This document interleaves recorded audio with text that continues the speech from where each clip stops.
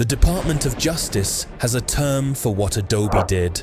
They call it a dark pattern. A dark pattern is when a company deliberately engineers its product, not to help you, but to manipulate you. The buttons that are easy to click and the ones that are hard to find aren't accidents. They're decisions made in boardrooms by people with titles. Adobe designed a subscription plan that looks like a monthly subscription. It is called Annual Paid Monthly. The interface highlighted it, pre-selected it, gave it the most popular badge.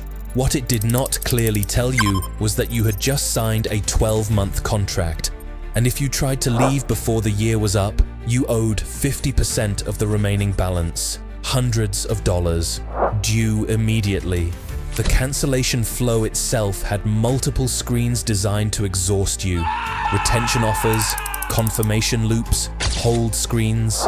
The DOJ called it a digital obstacle course. Adobe's own internal design team built every single one of those obstacles on purpose. This ran for years, across millions of customers. Two Adobe executives, Maninder Sawhney and David Wadhwani, were named personally in the federal complaint. Not the company, them by name. And then, in June 2024, while the DOJ case was already live, Adobe quietly updated its terms of service. The new language gave Adobe the right to access, view, and analyze everything you created inside their software. Filmmakers, photographers, illustrators, people who had built entire careers inside Adobe's tools, suddenly found a clause that looked like it could let Adobe use their work to train its AI. The backlash was immediate. Adobe was forced to walk it back within days. They said it was a misunderstanding. A company already under federal investigation for trapping customers tried to claim rights to their creative work and called it a misunderstanding. Uncle K Media presents The Unicorn Graveyard, Episode 7, Adobe, the $150 million dark pattern, how Photoshop held an entire industry hostage. At some point, Adobe stopped selling you software and started selling you a cage with a monthly payment plan. One of the hottest business investing trends is a very old idea, subscription. And Adobe made a quiet, calculated decision, one that turned loyal customers into trapped ones, buried cancellation fees in fine print, and eventually triggered a $150 million federal lawsuit. Subscription fees mean steady revenues and a sticky relationship directly with customers every single month, or your software stops working. Full stop. Shut up! Shut up!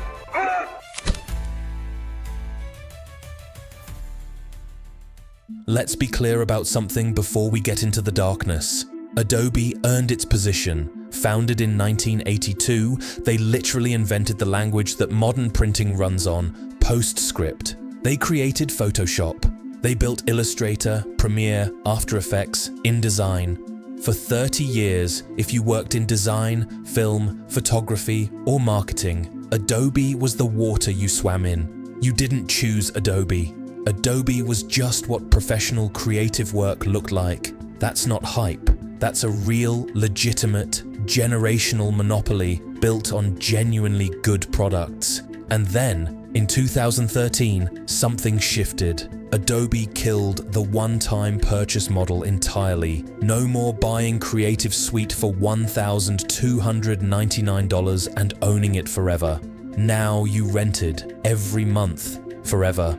Or you lost access to everything. The creative community pushed back hard. Petitions, boycotts, Reddit threads that went viral. And then almost everyone paid anyway, because Adobe had no real competitor for what they did at the professional level, and they knew it. That's the moment the trap was set. Not with malice maybe, but with the cold confidence of a company that understood it had nowhere left to fear coming from.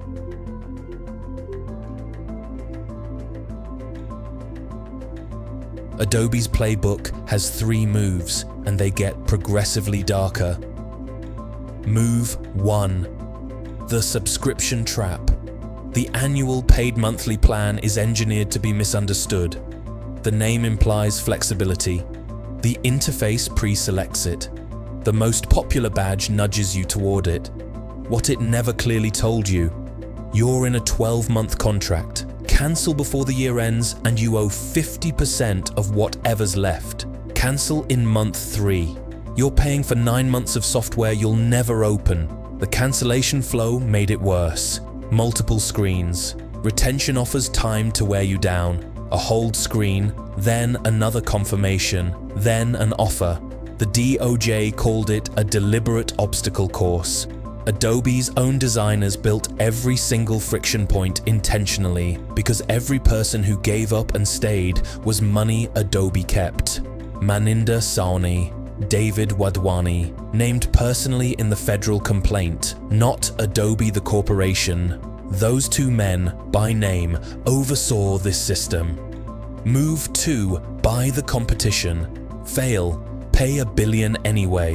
While the DOJ case was building, Adobe tried to acquire Figma, the design tool that was eating their product design market, for $20 billion.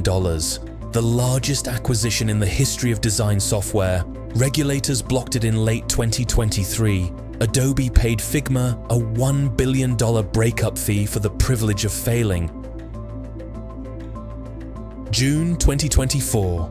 DOJ case already live. Adobe quietly updated its terms of service with language that gave the company the right to access, view, and analyze content created inside its tools. Filmmakers and photographers read it and understood immediately. Adobe might use their work to train Firefly, its generative AI. Creators who had spent years building portfolios inside Photoshop and Premiere, their life's work, potentially feeding a corporate AI model without consent, without compensation, without even being told. Adobe walked it back within days, said it was a misunderstanding about preventing child abuse material.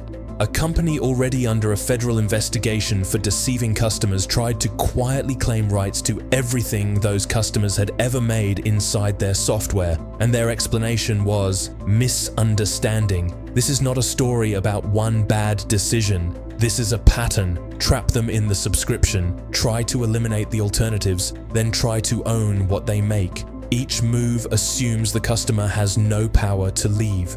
Each move is correct until it isn't. The creatives who trusted Adobe with their careers. I want to be precise about who Adobe actually hurt, because the Fortune 500 companies with enterprise contracts weren't the ones getting blindsided. It was the freelance photographer who signed up between clients and cancelled 3 months later when the work dried up and got hit with a bill she never expected. It was the design student who signed up for the student plan, graduated, and tried to cancel, only to discover graduation didn't end the contract. Adobe attempted a $20 billion acquisition of Figma, lost, settled with the DOJ for $150 million, watched their stock drop by more than 1/3, lost their CEO the day before the settlement landed. Here is what it teaches you. Adobe's subscription trap didn't happen because they were desperate. It happened because they were comfortable. When you have no real competitor and your customers are locked in by professional dependency, the temptation to extract rather than earn becomes the business model. That is the corporate version of eating your seed corn.